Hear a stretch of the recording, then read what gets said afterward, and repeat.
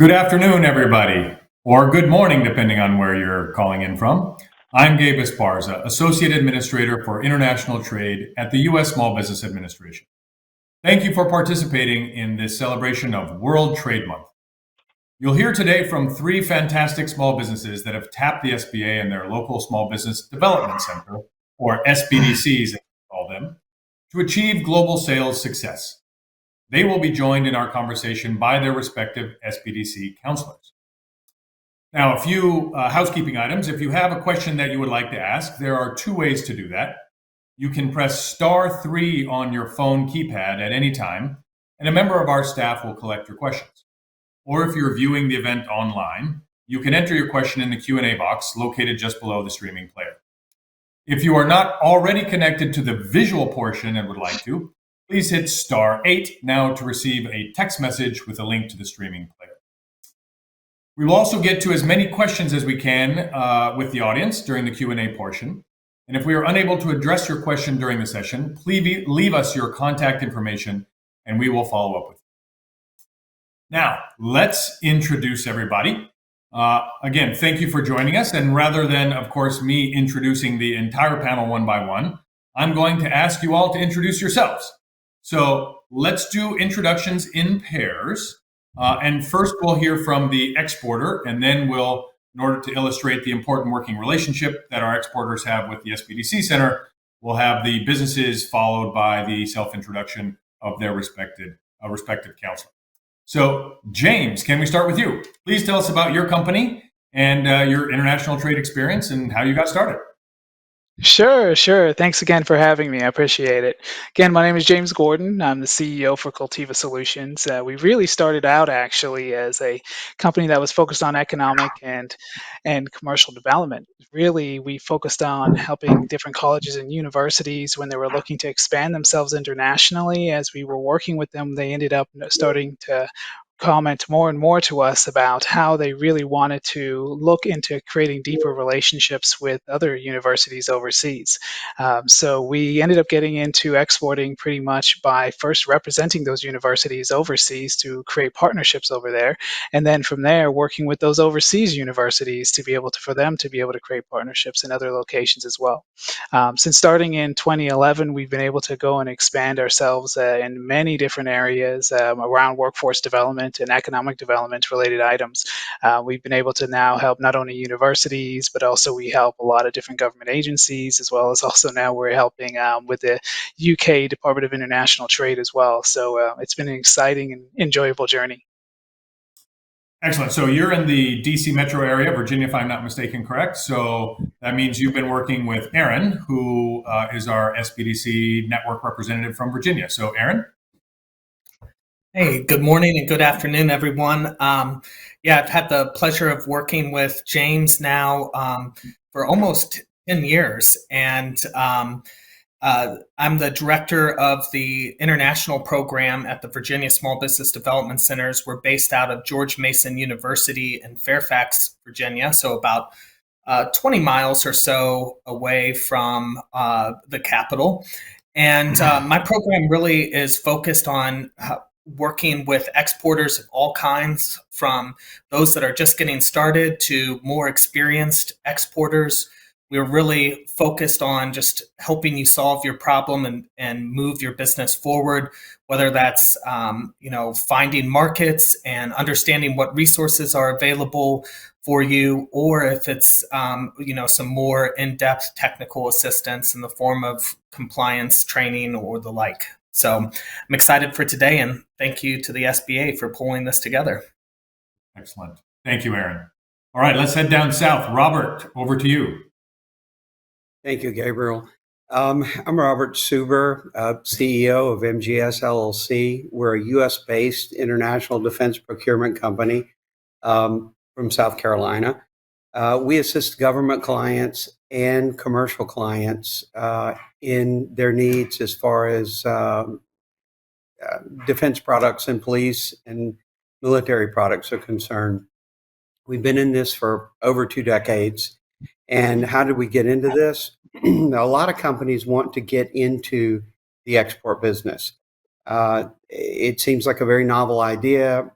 hey, look, the solution to slumping sales in the U.S. is let's get into exports. We help those companies and provide our network and our expertise, and we're a plug-and-play company. Instead of having a lead-in of years to get into the export business, we have a global footprint, and we help them accelerate this. We're also very unique in that we're an eat-what-you-kill company. If we're not successful and our clients and partners aren't successful, then we don't get paid. So it's in our great interest to be very successful and partner with these companies to increase the exports sales. Thank you. Excellent, Robert. Thank you very much. And you are paired up with Beth. So Beth, if you could introduce yourself, please.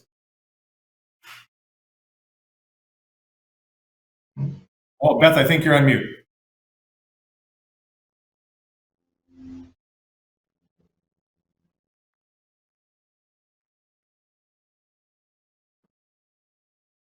Nope, we don't hear you yet, Beth. All right, well, let's move on. We'll come back to you. We'll get that figured out behind the scenes. Let's move on to Tom. And Tom, if you can get yourself introduced. Absolutely. Hi, everyone. My name is Tom Person. I am the president of Serola Biomechanics. We're a company located in northern Illinois, just outside of Rockford, in a small town named Loves Park.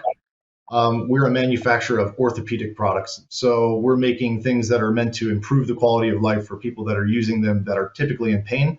Some examples would be back bracing, knee brace, elbow, some lower traction devices for the lumbar. So we've been in business since 1989, selling all over the world. We operate in about 40 different countries at all times. And we are currently in and operating in about 25 to 30 as we speak.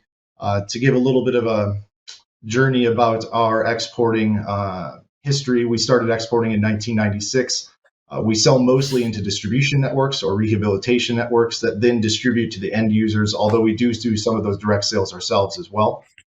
We were the recipient of the 2019 Governor's Award in the state of Illinois for exporting excellence. Later that same year, we were actually awarded the Mid-America Trade Summit Excellence and Exporting Award as well as an honoree, which eventually led to 2020, where we won the Presidential E Award for exporting excellence, which is actually the highest recognition any company can get in the United States. So we continue to just make inroads and work ourselves through emerging markets, selling into distribution networks. And that's a little bit of a background about Serola. Well, as somebody who's had a bad back over the years, I appreciate all that you do to get those braces and so forth out. Let me let Jim introduce himself, who's paired up with you. Jim, want to go ahead? Sure. Jim Foley at Bradley University. I'm part of the Illinois Sbdc International Trade Center here at Bradley University. We're in Peoria, Illinois. We're part of a network of 9 International Trade Center SBDCs across Illinois, joining 35 SBDCs in total here in Illinois. And what we do is similar to Aaron and Beth. We basically help companies expand. And so to see Serola, who we started working with over 10 years ago, go from sort of a small amount of exporting when we first met to getting the nation's highest honor for exporting really means a lot. I joined the Sbdc International Trade Center after working in Europe for a number of years in the computer industry, in international sales and marketing. And honestly, when I got here and applied for the job, I didn't even know there was such a thing as a small business development center, international trade center. And that was 20 years ago that I joined. So it's been a great journey to lift up small businesses and help them expand, just like Serola. So good to be with you all. Thank you, Jim. Let me just go back to Beth, see if we figured things out on your end from an audio perspective. Well, let's see if you can hear me. There you go. Good. Okay. All right. Hi, everybody. I'm Beth Smith with the Small Business Development Center in South Carolina. And it's my pleasure to be here with Robert today. He is our Exporter of the Year for South Carolina. So I'm very proud of the work he's doing and the work that I've been able to do with him. My own background, I grew up going to school both here in the United States and in Europe. And it's no surprise that after that, I started working in global marketing for major technology companies. And from that, I have landed finally in the South Carolina Small Business Development Center, where I get to use all of that background. So With that, I'm glad everybody's on the call today, and thank you, SBA, for hosting this. Thank you, Beth. It's good to have you, and perhaps we can stick with you and Robert since we just heard from you. And as we try to get a sense of the role that SBDCs play in the lives and businesses of our exporting small businesses, perhaps, Robert, we can ask you, tell us a little bit about the interaction you had with Beth and the SBDC network overall. How did you find them in the first place, and what role have they played in your business? Well, actually, we were connected with Beth through the SBA when we applied for an SBA credit line, which I'll touch on a little bit later on. We're very grateful to Beth. We're all adults and we don't need hand-holding, but Beth certainly held our hand through the entire process. She was very helpful and used her knowledge and her experience to shorten the time for us to obtain what we needed. She's been key in expanding our business, or the Small Business Development Center has been. She helped in every aspect of our loan process. Not only that, once the loan was approved or the credit line was approved, she pointed us in the right direction for the STEP grants. We're using currently the STEP grants we use them to translate our website into multiple languages. Also for trade shows and compliance training as well, which is funneled through the local South Carolina programs, but again, very important. Beth also went above and beyond to help us with credit insurance with the Ex-Im Bank. We have a few customers that we wanted to give credit to, and she was very helpful with the Ex-Im Bank credit insurance. And another very important thing, she used her experience in her global marketplace to introduce us to a company that provides foreign exchange services. And that's been very important to us on the economic side because we've gotten much more convenient rates. Honestly, without the Sbdc, we wouldn't be able to increase our exports over the last 18 months like we had. Beth mentioned that we were awarded about 10 days ago Export of the Year, and we wouldn't be Export of the Year without our incredible team at our company, without our manufacturing partners that are there to support us. So we have a great partnership, and especially to Beth. Thank you, Beth.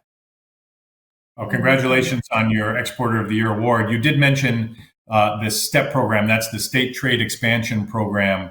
That is a stimulus grant that is given to the states, and the states in turn reimburse small businesses for their export-related eligible expenses. So I just wanted to clarify that for the audience. And Beth, from your perspective on your relationship with Robert, it sounds like it got started through the loan application that he originally had, but anything from your perspective on how that has evolved over the years? Oh, well, how I met Robert was actually the result of a call from David Leonard in Atlanta mentioning that Robert had contacted them to see about the various loans, the export loans that the SBA had. And of course, David immediately asked me to get over to where they were located, spend some time with them.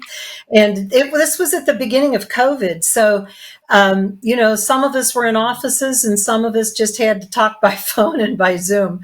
But we were able to get together. Robert introduced me to his entire team, which is just an honor because I haven't seen a team that works as well together as the one that is at MG Suber. They are extraordinary.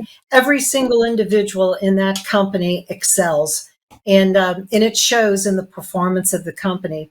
So for me, it was a pleasure to get to know them, to learn more about their business, to assess what they had, and figure out what resources would be helpful to them as they try to expand their business. And so that has been my journey with the team over at MG Suber, and it's been phenomenal. Thank you, Beth. I was just going to mention your comment on David Leonard. David Leonard is one of our export finance managers here in the Office of International Trade at the SBA, managing the Southeast. So we'll talk about some of the resources that the audience can get a hold of as the program goes on, but I wanted to make that clarification. Tom, let me turn to you and talk about your interactions with Jim and how you got connected into the Sbdc to begin with. Absolutely. So I think Jim actually tells the story best, but I'll give a little bit of a brief background, and Jim, feel free to elaborate on it. But we came about quite a few years ago, where were working with the ITC and the SBDC at Bradley University, and you had a program that was going on that actually helped students that were getting their business degrees profile a business. And so us as Serola, we had been exporting for more or less the sake of exporting. We were still a growing business.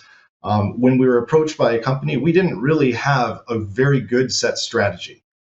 The creator and founder of the business, he was doing, if a company approached him, he would say yes. So when Jim actually approached us, they helped with this program to refine the way we were doing and restructure our sales organization by making us understand a lot more of the information and help us avoid making all the mistakes we were making. Because as a medical product, so we're a self-certified class 1 product in most countries.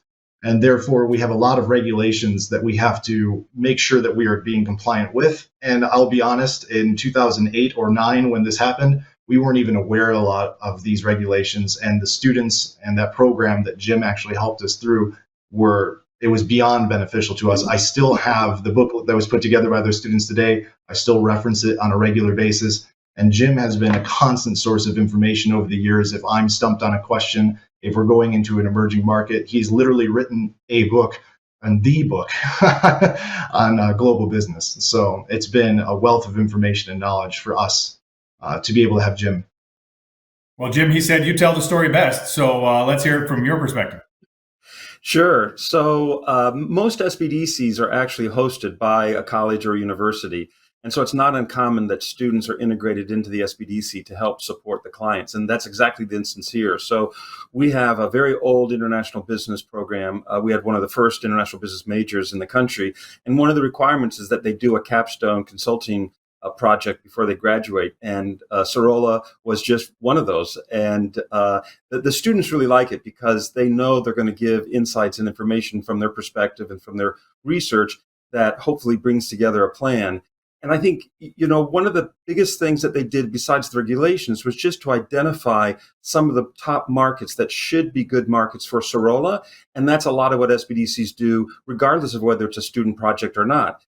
They help identify what should be really good markets. And then that way we can refer to the other partners such as State, Office of International Trade, or U.S. Department of Commerce, or of course, SBA and the Office of International Trade and Ex-Im Bank. The other thing I might just point out, it's not uncommon that Serola first found us because SBDCs are often the first entity that a company finds as they're starting their export journey. So again, to see them go from a student project to the nation's top award is really, really great. They even hired one of the students for a while as well. And so shout out to our students that got hired. Well, it sounds like we're all wise to have these SBDC offices housed in university and college settings because it provides a great pipeline of both talent and exporting ideas. So thank you for that, Jim. James, let's go back to you. Tell us how you found Aaron and what the SBDC has played in your exporting business. Yeah, well, on our side, I think Aaron saw us and said, "Wow, they do need hand-holding." As a company on our side, we were really active in working with a lot of the different universities in the Virginia area. Primarily, they were all coming to us asking us, "Hey, the market is shifting, and we need to expand our relationships in international markets." And in order to do that, there's an extensive amount of research. For instance, putting up a cybersecurity center in Burkina Faso, for instance, versus being able to go and help another university to create a partnership for a master's program in India. So there is this extensive amount of research and business development and marketing that has to happen beforehand. And because of that, when Aaron and I first met, and he was able to really, because Aaron's been pretty well networked in the Washington, D.C. area for quite a while, he was able to go and open up a lot of doors, both with providing research from his his team, as well as also just making the right introductions of letting us know about the UZACs and about the other groups, such as the DC Export Council and a lot of other groups that are available, and resources that are available.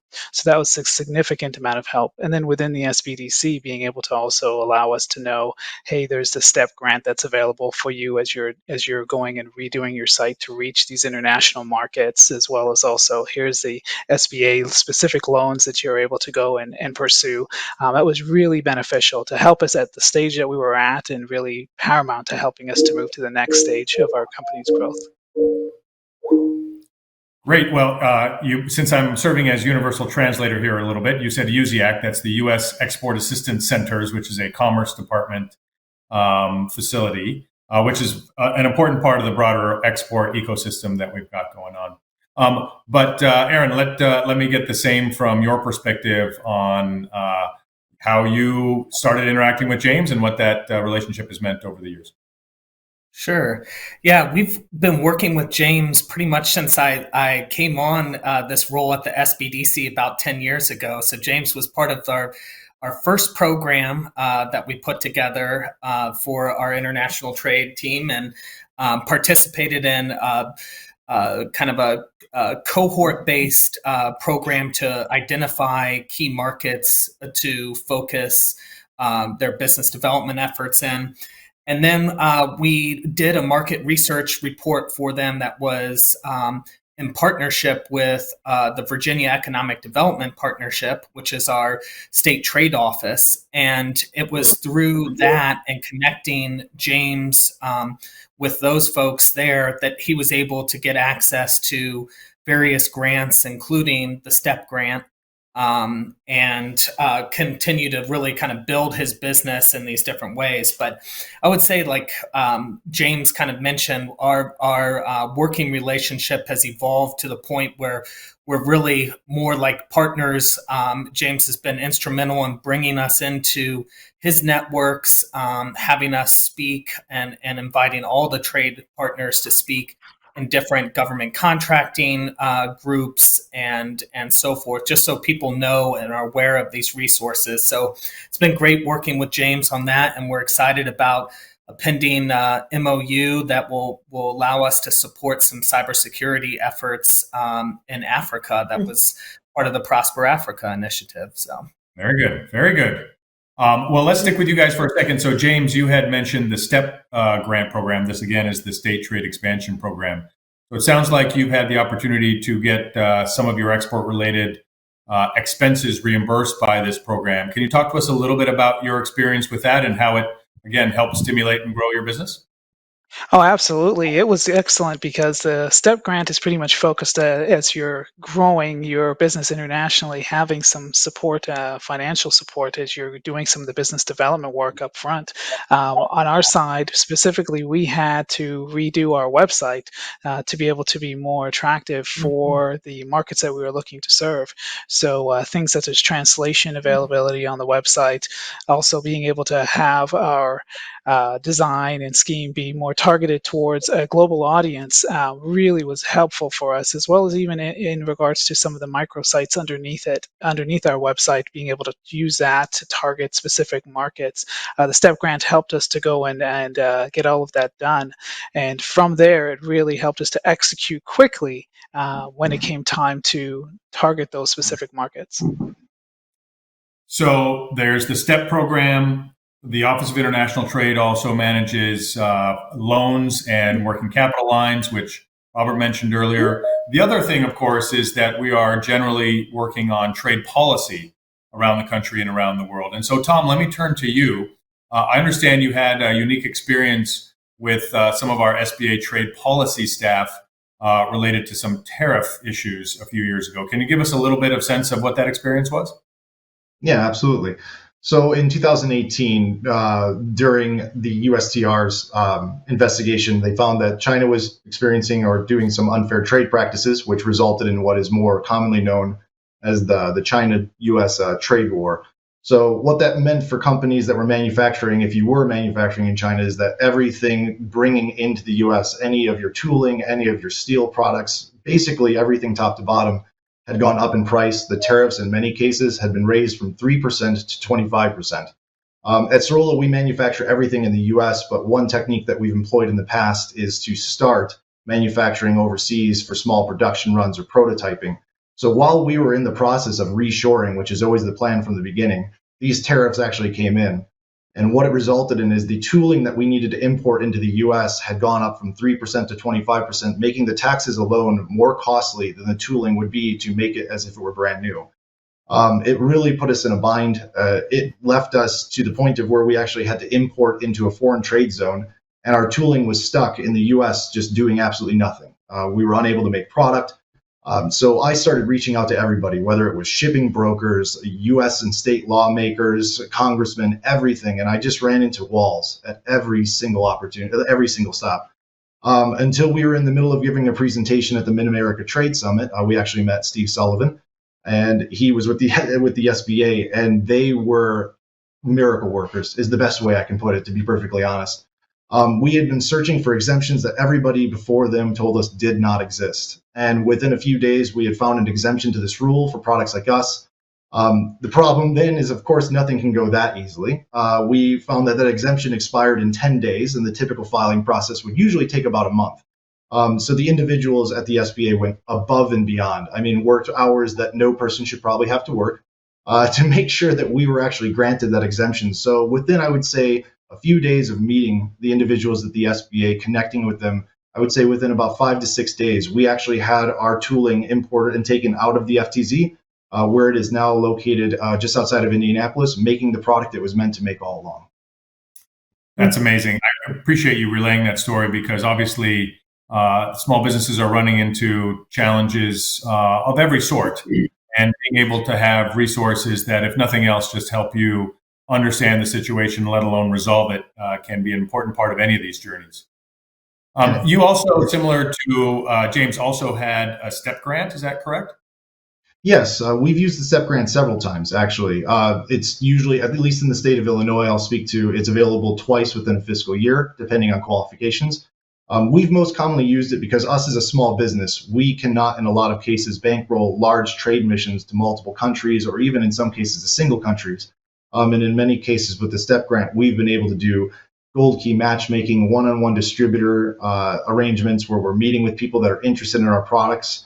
And these STEP grants have been an incredibly valuable resource for us to use to make it more affordable for a small company to grow and expand internationally. So your mention of Gold Key program, that's a program offered by the Commerce Department that helps to do some matchmaking, finding potential buyers in other countries. And the fees associated with that program are reimbursable by the STEP grant program that we've been talking about. Correct. Thank you. Let me turn to Robert. And of the third pillar of the things we've been talking about, trade policy, the STEP grant program, obviously the core component of much of what the SBA does is provide loan guarantees. And so, Robert, tell us a little bit about the evolution of your business needing a loan, working capital line, as I understand it, and how the SBA guarantee program played into that. Certainly, and I'd like to use Tom's phrase "above and beyond" with the SBA. I think that's very important for what I'm about to say. Our CFO was on the SBA website in April, May of 2000. It was in the height of COVID, and there was a little tab in the corner that said, "Ask us about our export credit lines." He sent an email probably after 3 p.m. on a Friday afternoon during COVID, and David Leonard from the Atlanta office called him back in about 20 minutes. That was amazing. It was above and beyond. David explained the program to us and walked us through it, and we decided to go ahead and start with it. How has this been important to us? Yes, it's a process to go through it. You have to be dedicated, and again, Beth helped us through the entire process, but it allows us to be much more competitive. Having a credit line of this type allows you to pay some suppliers in advance to get better pricing and to be more competitive in other markets. It's also opened us up, and now we're it's vaulted us to a higher level of business and of business potential. It's been absolutely fantastic. We've tripled our revenue since receiving the loan guarantees. And we're an ideal trading partner for manufacturers because they know we're well funded. One of our secrets to success with the manufacturers, because they don't want to take the risk or don't understand the risk of working internationally, we're their domestic customer. So we pay our suppliers and then we do the exports for them. So it takes out all the risks for the manufacturers. It makes everything much easier for them. And again, it wouldn't have been possible without this loan guarantee. That's fabulous. And in fact, I'm going to take advantage of having you on the screen and take a little bit of moderator liberties here and sneak in one of our Q&A questions that's particularly relevant to you, Robert, if I may, which is we received a question about exporting military accessories and other items to the Middle East, the UAE, Singapore, and Vietnam, and whether or not any of the grants and loans and other products and services of the SBA would be helpful in that type of exporting situation. Sounds somewhat similar to what you do. Yes. Well, it depends. We'd have to know the particular circumstances of the opportunity, but also it depends on how the products are classified. It's a very, I'm not going to say very, I mean, it's a highly regulated business that we're in, and it's in layers, it's in levels, and you have to treat each product differently. What our company usually does is we step in and we execute the transaction for the manufacturer. They sort of plug us into their inquiry. We take the ball and run with it. So yes, is it possible? The UAE and the Middle Eastern markets are some of the biggest and well-funded markets that there are, but they're also highly competitive markets because everybody wants to get in there. Perfect. All right. Well, let's turn back to some of our Sbdc partners. Thank you, Robert. We've heard some of the anecdotes about how you've worked with each of these specific exporting companies. But I'd love to hear a little bit just generally of the services that you regularly provide to small businesses looking to expand globally. So give us a little bit more of the broad Sbdc overview. Jim, perhaps we can start with you on some of that?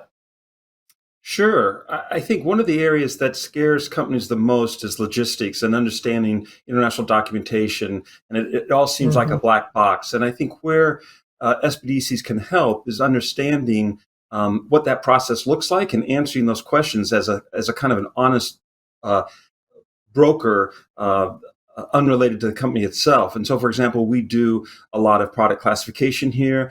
Knowing how to classify your goods is really important because not only do you need it for documentation, but you need to know what your Schedule B is, what your complementary product Schedule B are, so that you can go to sites like Census and the USA Trade Online and look and see where all the products similar to yours have been exported, including as recent as March of 2022. So that database is really up to date. And an Sbdc can help get you to that. That database is free and get you that statistics. And the other is understanding free trade agreements. You know, we have a lot of great countries that we have FTAs with, but you need to understand first the product classification, and then secondly, the rules of origin. And so in Sbdc, many have expertise that help you understand, even though you've got a product that potentially 100% of the bill of material is not originating from that free trade agreement partner, it still could qualify because you're doing all the manufacturing and the labor and the profit here in the United States. So I'd say those are two areas that you'd find fairly common. Excellent. So, and maybe let me ask Aaron and Beth similarly if there's anything else to add on that. And I'll again take the liberty to weave in one of the questions from the audience. We had some questions specifically about trading with Jamaica and Egypt, right? And whether it's those countries or any other country, when somebody approaches you with a country-specific question, what are the types of things that you do as a part of the Sbdc to help them understand a given market? Aaron or Beth? Go, Aaron. Okay. Well, I always direct them first to the country commercial guide that the U.S. Commercial Service puts out to make sure that we're aware of some of the key challenges or opportunities that are in that market and sort of what are favorable sectors for U.S. companies. But then to go to Jim's point around, making sure that they have the product and they have the capacity to export that, and they're not going to be shortchanging anybody domestically here, a customer, to make sure that they're able to, translate that product and have it classified properly, and all those things that are going to go into doing it. So it's really the start of the conversation, but making sure that their T's are crossed, their I's are dotted, making sure that nobody's on a denied party list that they might be trading with, and just educating the business about those opportunities. And I'm sure any of these discussions of free trade agreements or markets are questions that you get all the time. We also had one come in about exporting building materials specifically to Africa. So Beth, perhaps on your end, when people ask you about a particular product that they're interested in exporting, again, give us the perspective from the SBDC. What is your general reaction to people with those sort of very specific product-related export questions? Oh, I can talk about this one. So in my former life, my job was to launch new products globally. So when you know the product and you know how it's classified and you know which country you're targeting, the next thing you're going to need to know is what you have to do to register the product in that country for sale, and if there are any licenses that are involved. A lot of us get used to thinking that in the US, we just cut across states and they are all very accepting. But when we start cutting across countries, a lot of country agencies have much to say about which products are or are not sold within their confines. I love to take all this information and put it together in an export business plan, because I have found over the years that if you write it down, you will often find any of the mistakes in the alignment of your thinking when you look at it on paper. And it is a lot easier to make a mistake on paper than it is in the actual marketplace. So that would be my answer, Gabe, is you have to know which products you're selling, how they're classified, whether they can be sold, if they're registered, if they're licensed. There's just documentation, Jim, is what you said at the beginning, and there's a lot of it. There you go. Well, I will only add to that by saying a number of our team behind the scenes here are responding to some of these questions online as well. The resource that I know everybody will be able to get to is prosperafrica.gov. It has a lot of information specifically about Africa for those interested in exporting to Africa.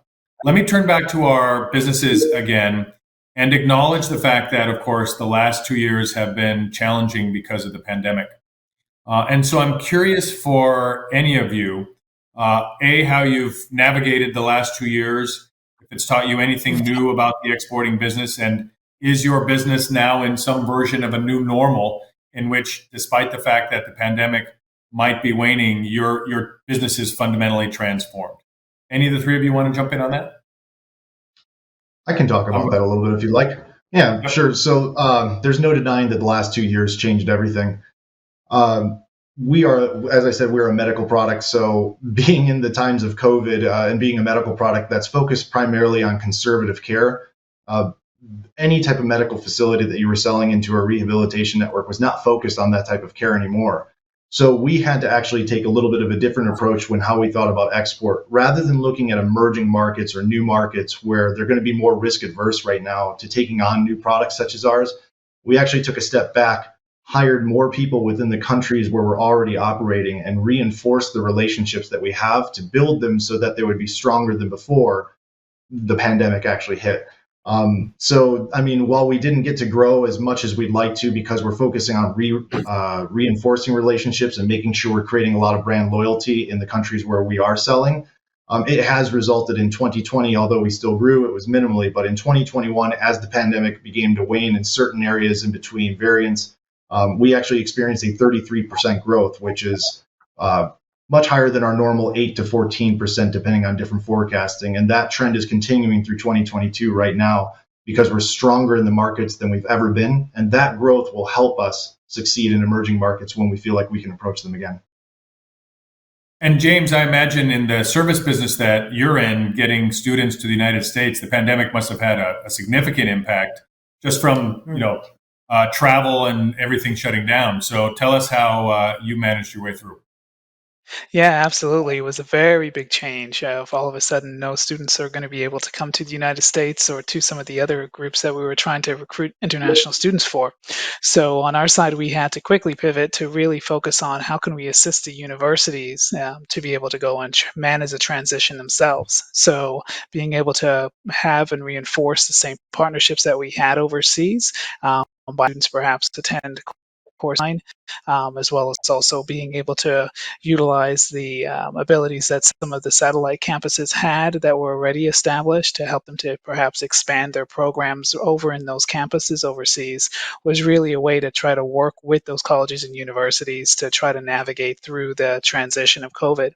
But really from there, also being able to go and expand ourselves, not just with colleges and universities, but through the entire application through graduation life cycle. So we had a lot of students that were initially to come over to the United States for perhaps a summer internship program and such, that we then were able to go and identify internship programs in country for them that would be able to give them similar experiences. And Robert, we talked about the importance of the export working capital loan for your business.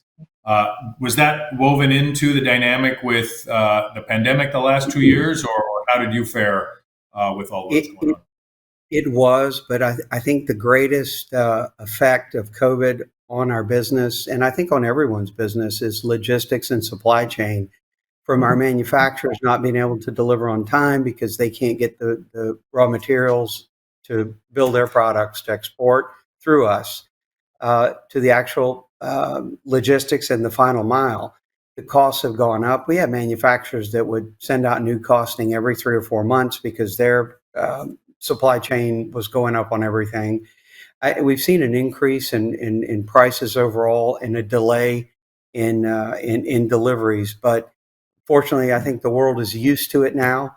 And of course, the excuse for everything now for being late, anything that goes wrong, you just blame it on COVID. And but that's going to have to end at some point, and things are going to have to get back to normal. Well, supply chain obviously is an important dynamic, whether it's in COVID times or not. And so it sounds like you've been able to manage that well. Let me turn back to our counselors, if I may, for a moment. And obviously, we've heard the stories that you've just shared relative to each of these specific small business exporter situations.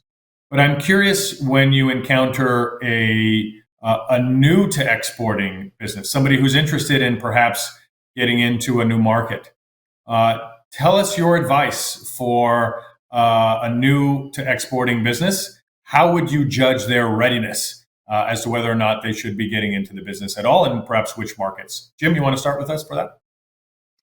Sure. It's really interstate commerce. If the company's doing sales in outside of their own state, they should be able to sell internationally. So that's the first thing. The second thing we look for is management commitment. They have to want it. And if they're not yet sold on it, all we have to do is get them on one trade mission or go to one international trade show. And I've seen it every time they come back and they say, I want more of that. So those would be my 2 things. Excellent. Aaron or Beth? Beth, let's go with you since Aaron went first last time. Right. Talk I'll about do it. you see a new exporter coming in.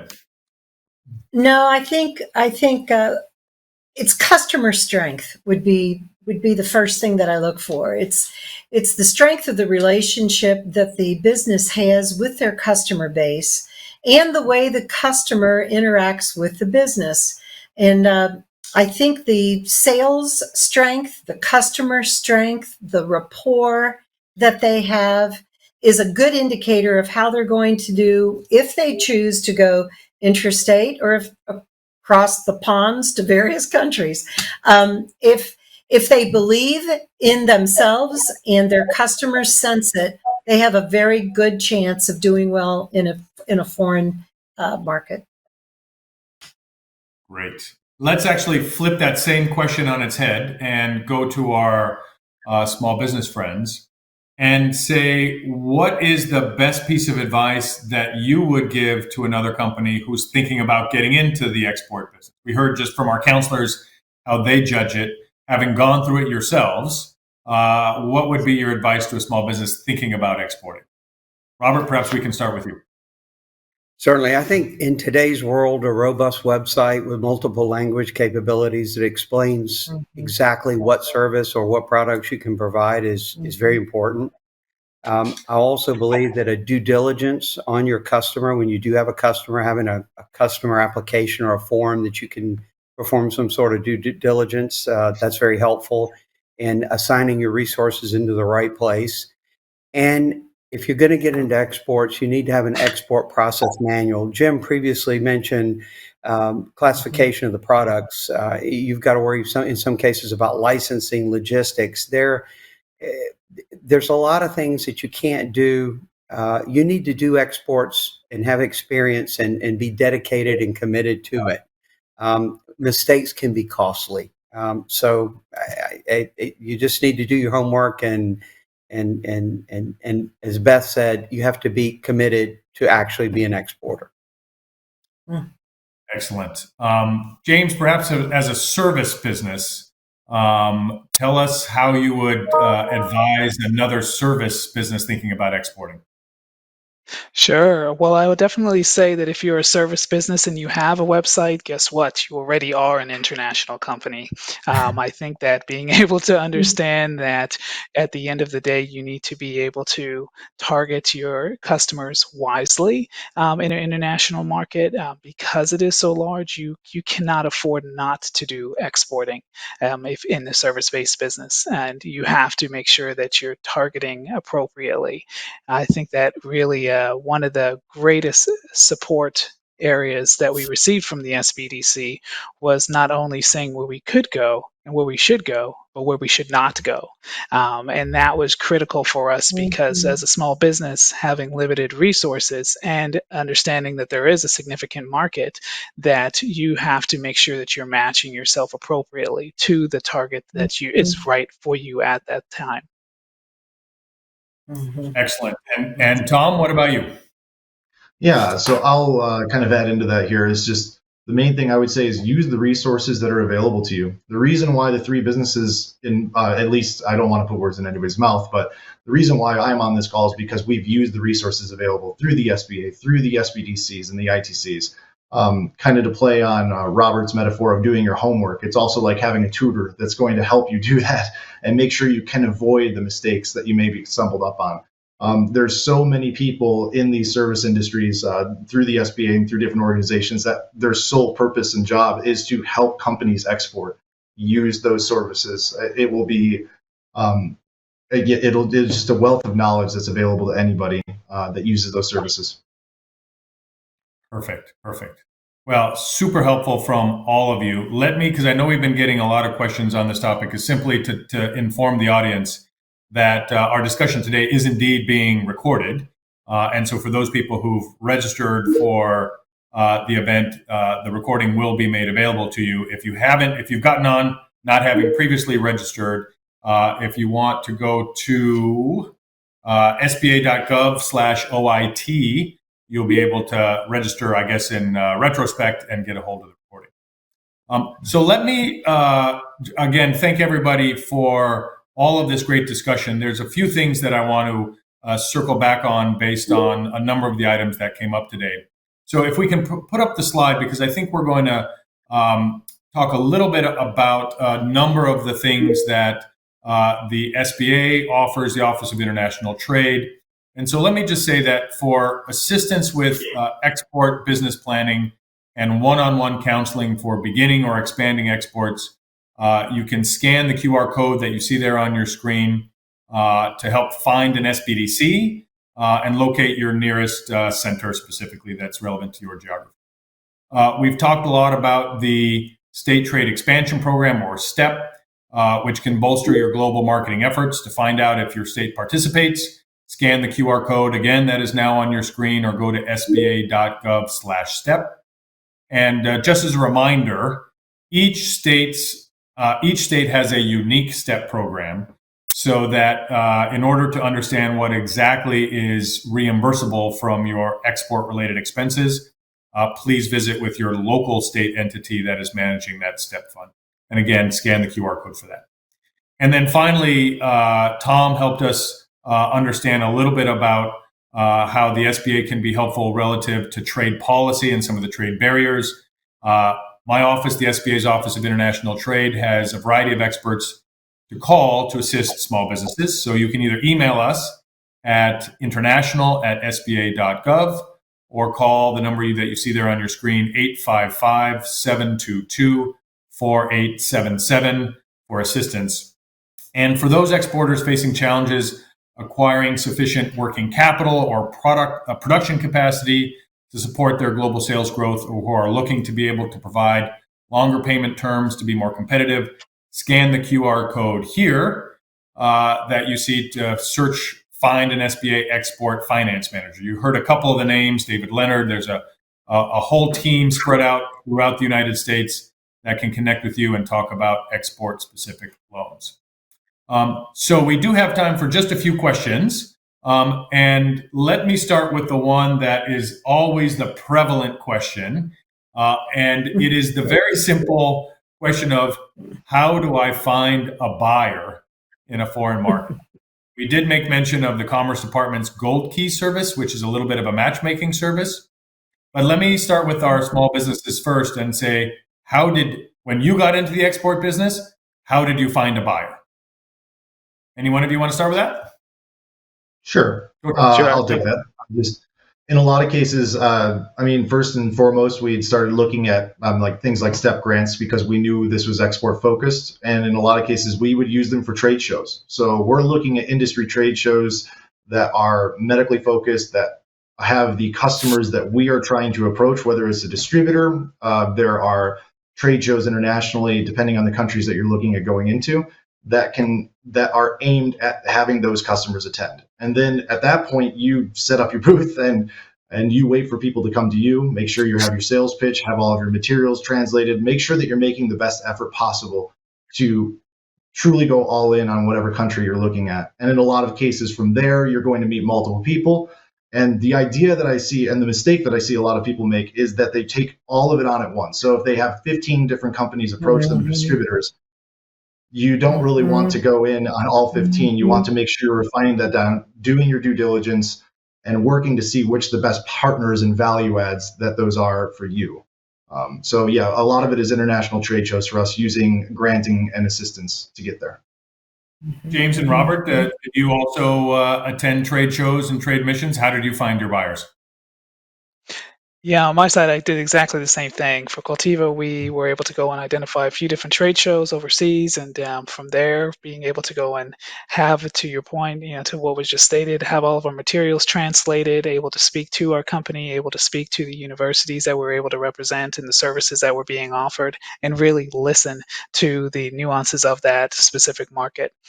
That really helped us a significant amount in regards to our targeting up first and identifying who our real customers were. Robert, on your end, you've got a unique set of buyers, I presume. So how did you find them?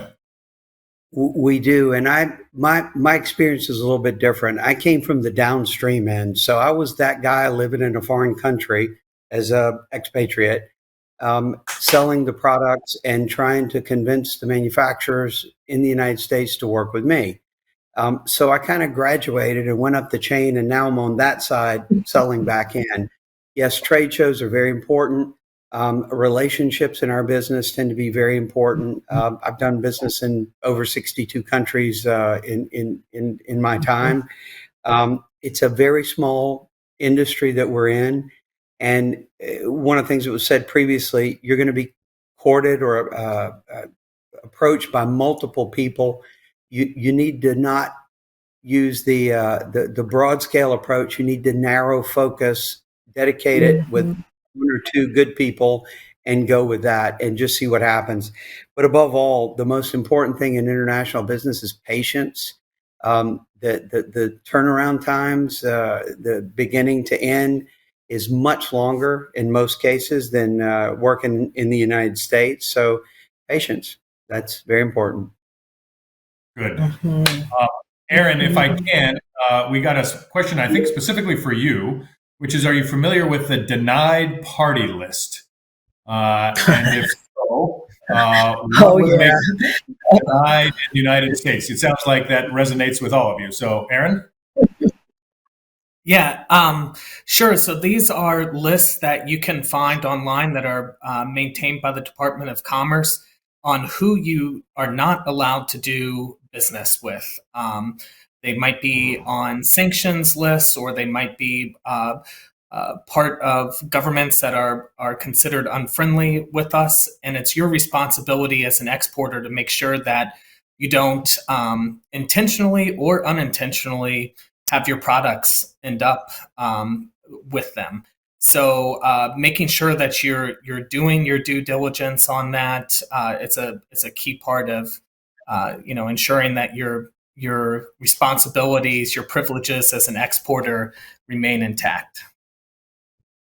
All right, sounds like it's a topic that everybody is familiar with. Lots of head nods on that one.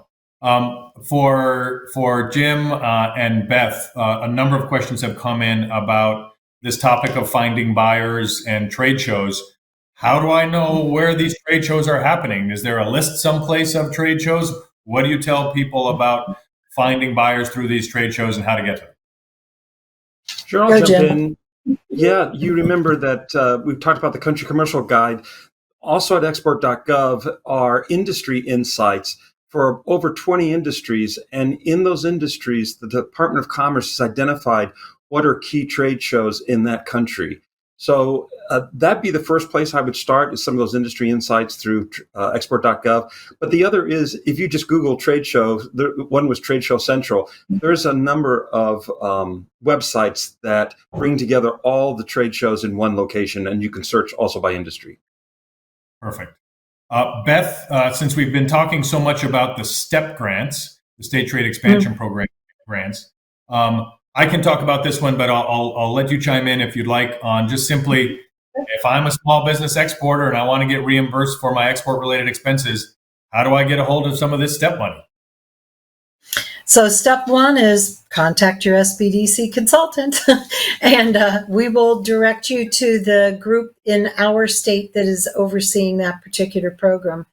The STEP grant money in our state, could be different in other states, has to be approved first before the exporter can use the money to do what they want. So if you want to get your website translated, you need to apply for the STEP grant, understand how much money could be reimbursed to you, go find a provider, have your website perhaps translated, but that all has to be approved before it's reimbursed. And that's I think, the most important thing for me to convey about the STEP grant. Make sure you apply, that you have been accepted, that the expenses that you're going to incur have been already approved before you spend the money and then get reimbursed. Perfect. Well, I'll just follow that up and say, there's 9 or 10 expense categories that typically are reimbursable through STEP. Our conversation about trade shows and trade missions, the costs associated with attending those are typically reimbursable. We've talked about translating your website. There's IP protection fees that when you're applying for IP protection in another country, et cetera, et cetera. So again, contact your local granting authority for the STEP program, and that differs by state. And again, getting in touch with our office of the Office of International Trade, any of the Sbdc, counselors or offices. These are all places to start and get going on this journey. All right, well, I think we've come to the end of our time. Let me simply thank each of you, James and Aaron together, Robert and Beth together, Tom and Jim together. More importantly, let me thank the audience for joining us today and learning more about the journey of an exporter and the journey of the counseling network through the Sbdc network that we have in supporting all of this. You will find that your partners in the federal government, whether that's the SBA and our Office of International Trade in particular, our friends in the Commerce Department, the Ex-Im Bank, the Agriculture Department, as well as all of our public-private partnerships, most importantly and specifically the Sbdc network, all of these people, resources, tools, products are all there to help you on your journey. We ultimately want to see you be successful, to grow U.S. small business exports, and collectively support jobs, build businesses, and improve lives. So thank you for joining us today. Really appreciate it. And we'll look forward to seeing you down the road. Good luck.